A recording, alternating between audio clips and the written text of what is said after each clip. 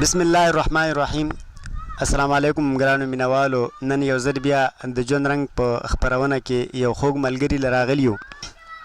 ګرانو مینوالو، د نظیر الله فاتح یو دوه شعرونه دي چې نظیر الله فاتح صاحب وایي چې تاسو وی چې تسنګ خوشي ځنګل تتلې راتلې، تاسو وی چې تسنګ خوشي ځنګل تتلې راتلې، انسان خو هلته نه و نو زه چا نه یریدم، او دا هم ډوبه شوه دا به د بیبې نه یریده، دا هم ډوبه شوه دا به د بیبې نه یریده، زه هم ډوب شومه زه به د دادا نه یریدم. اجازه علي شاه ورور زموږ سره ناست دی. نن دی د پورن الوش د نیمکلي سره تعلق ساتي. د دونه به یو خوږ کلام ریکارډ کوو. اجازه علي شاه وروره، تاسو ته په ادبي خپرونه ژوند رنګ کې هرکلی ویمه.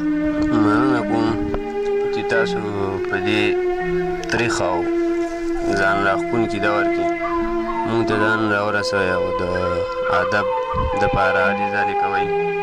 په دې روان دور کې چې څوک هم چاته نه سم نه اخلاص نه د هېڅ چا لپاره څوک منډه نه وایي، نه ادب نوم دا شی اوس نن سبا څوک دې طرف ته ترجیح نه ورکوي. وجه یې دا ده چې هر سړی خود غرضه جوړ شوی دی. نو د یاده تاسو دې دور کې هم د ادب له وده ورکوئ او د پښتو د ودې دپاره هلې ځلې کوئ.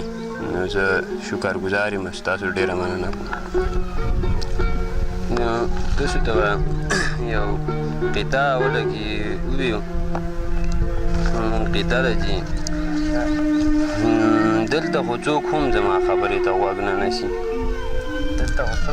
دلته خو څوک هم زما خبرې ته غوږ نه نیسي، دلته ټول کاڼه دي که نه زه چېرته خلا کې یم، دلته ټول کاڼه دي که نه زه چېرته خلا کې یم. او یارانو سمه ده زه پوه شومه جوړ داسې به وي، یارانو سمه ده زه پوه شومه جوړ داسې به وي، یا جوړې زه مړ یم او یا جوړې سودا کې یم.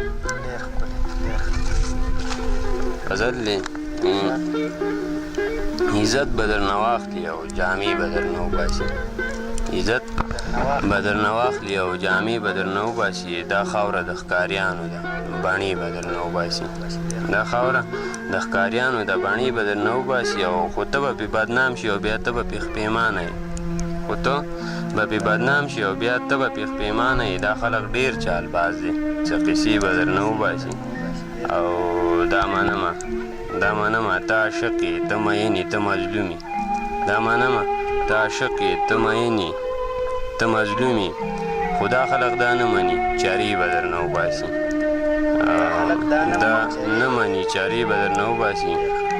او د مکتب نامه چې وانخلي بچي باندې راسره شوه، د مکتب نامه چې وانخلي بچي باندې راسره شوه، مرۍ د غریو ډکه شوه یخنې به درنه وباسي.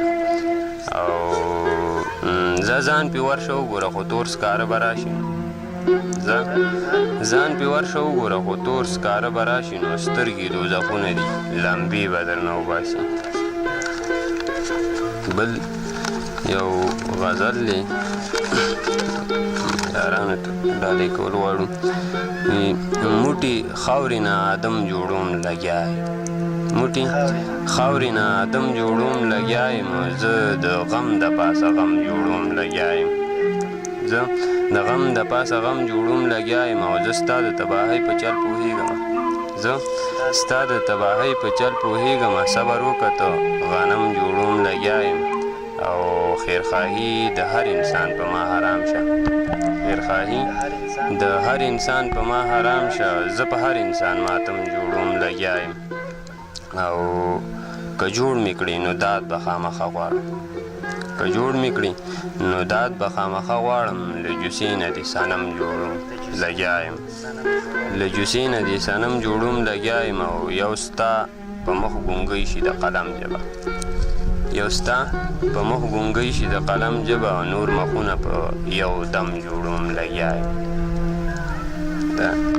د اجازه علي شاه ورور ډېره زیاته مننه کوو چې وخت یې موږ له راکړه او زموږ سره خپرونه کې کېناسته، او الله پاک دې دله نور هم توان ورکړي چې د پښتو د ادب خدمت وکړي.